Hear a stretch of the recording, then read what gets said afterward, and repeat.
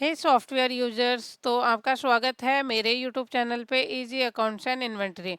आज के इस वीडियो में मैं आपको बताऊंगी कि केमिस्ट ट्रेड में आप सेटअप कैसे क्रिएट कर सकते हैं। अगर आप भी केमिस्ट शॉप या होलसेल फार्मेसी बिजनेस शुरू करना चाहते हैं तो ये वीडियो आपके लिए बहुत इंपॉर्टेंट होने वाली है। इसमें हम बात करेंगे लाइसेंस, इन्वेस्टमेंट, सप्लायर्स और प्रॉफिट मार्जिन के बारे में। और अगर आप इस चैनल पर नए आए हैं तो चैनल को सब्सक्राइब करना ना भूलें और बेल आइकन को ज़रूर दबाएं ताकि आपको आने वाली जो भी हर इम्पोर्टेंट और यूज़फुल वीडियो की नोटिफिकेशन मिलती रहे। चलिए बिना टाइम वेस्ट किए शुरू करते हैं इस सेटअप के बारे में।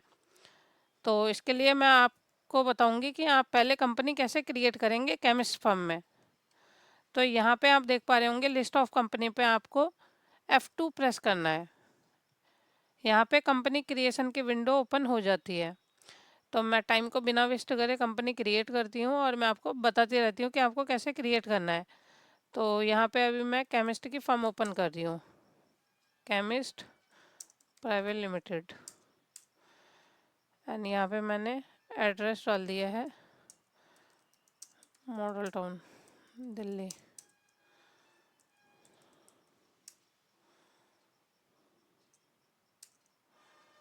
फ़ोन नंबर डाल देती हूँ मैं यहाँ पे।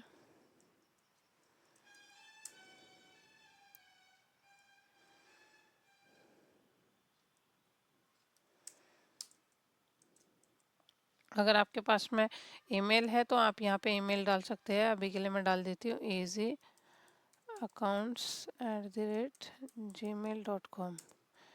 यहाँ पे आपको कंट्री कोड इंडिया सेलेक्ट करना है। यहाँ पे आप स्टेट डाल सकते हैं, स्टेट आपका कौन सा है। मैं अभी 07 दिल्ली डाल देती हूँ स्टेट। एंड यहाँ पे आपको बिजनेस टाइप सेलेक्ट करना है कि आपका जो बिजनेस है वो किस चीज़ का है। तो अभी जो मेरा बिजनेस है वो केमिस्ट का है, तो मैं यहाँ पे केमिस्ट सेलेक्ट कर लेती हूँ। एंड यहाँ पे आपको इंग्लिश सेलेक्ट करना है, डेट टाइप। अब यहाँ पे आप देख पा रहे होंगे केमिस्ट, केमिस्ट में मतलब जो दवाइयाँ होती हैं आपकी। तो दवाइयों के आपने देखा होगा कि बैचेस होते हैं, बैच नंबर। तो नॉर्मल विदाउट सेकेंडरी में सेटअप आपको नहीं क्रिएट करना है। नॉर्मल विदाउट का मतलब होता है कि एक आपके पास में कोई भी दवाई आती है, मेडिसिन आती है, वो एज इट इज़ आप सेल कर देते हैं, उसका कोई बैच मेंटेन नहीं होता है। बट मेरे पास में जो मेरा सेटअप है केमिस्ट के अकॉर्डिंग, उसमें आपका फॉर एग्जांपल आपके एक कोई भी डोलो है तो डोलो के दो बैचेस है अलग अलग। एक है 1 2 3 4, एक है 4 2 3 5। तो दोनों डिफरेंट डिफरेंट है, दोनों का अलग अलग रिकॉर्ड जाता है मेरा। तो इसको आप सेल्फ सेकेंडरी करेंगे अकॉर्डिंग टू सेटअप। एंड यहाँ पे आपको सिलेक्शन लेना है कि आपका कैसे होना चाहिए, सेल्फ होना चाहिए, फिफो होना चाहिए या मैनुअल होना चाहिए। तो यहाँ पे मैं सेल्फ सिलेक्शन लेती हूँ। जीएसटी नंबर है तो आप जीएसटी नंबर फीड कर सकते हैं। अभी के लिए मैं यहाँ पे 07 डाल देती हूँ, सिर्फ state. And DL number, VAT number, MFG आप यहाँ पे देख पा रहे होंगे। आपके पास में जो भी अवेलेबल है आप यहाँ पे डाल सकते हैं। और अगर उनकी एक्सपायरी डेट है तो आप एक्सपायरी डेट की फील्ड पे एक्सपायरी डेट डाल सकते हैं।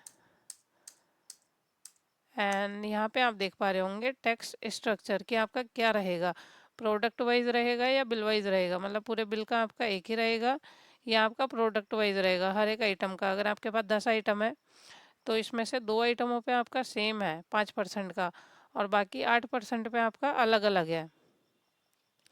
तो आप यहाँ पे बिल वाइज सेलेक्ट कर सकते हैं या प्रोडक्ट वाइज सेलेक्ट कर सकते हैं as per your requirement.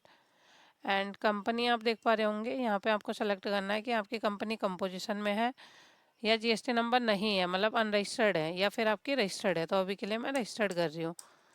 And आपका वैल्यूएशन होना चाहिए किस पर, एवरेज रेट पे चाहिए आपको, सेल्फ फीडिंग पे चाहिए या लास्ट परचेज पे चाहिए।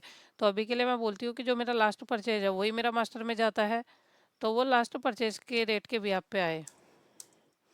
एंड फाइनेंशियल ईयर आप यहाँ से डाल सकते हैं, आपको 3 साल का एक साथ बनाना है या 2 साल का बनाना है या आपको एक ही साल का बनाना है। तो अभी के लिए मैं एक ही साल का करती हूँ यहाँ पे। और डेट, जो डेटा डायरेक्टरी होता है यहाँ आप देख पा रहे होंगे, ये आपका जो डेटा जाता है आईएमपी बैकअप हो गया या आपका जो सर्वर बैकअप जाता है तो एक डेटा का फोल्डर बनता है मार्के फोल्डर के अंदर। वो जो पाथ है वो आपका जो डेटा जाएगा वो इसी फोल्डर के अंदर जाए या आप अपने अकॉर्डिंग डालना चाहते हैं वो आप यहाँ पे फीड कर सकते हैं। और अगर आप चाहते हैं कि आपका यूज़र ये कंपनी ओपन ना कर पाए पासवर्ड लगाना, तो आप यहाँ पे पासवर्ड डाल सकते हैं। तो अभी के लिए मैं एंटर करके इसको सेव कर देती हूँ।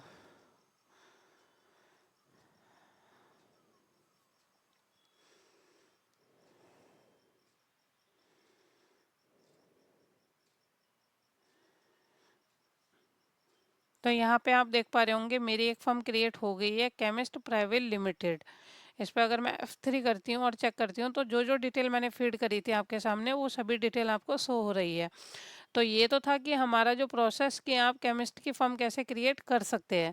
तो मेरे यूट्यूब चैनल पे अगर नए आए हैं तो आप ज़रूर सब्सक्राइब करें, और मुझे सजेशन भी दे सकते हैं कि मुझे अगली वीडियो किस टॉपिक पर बनानी चाहिए। Thank you.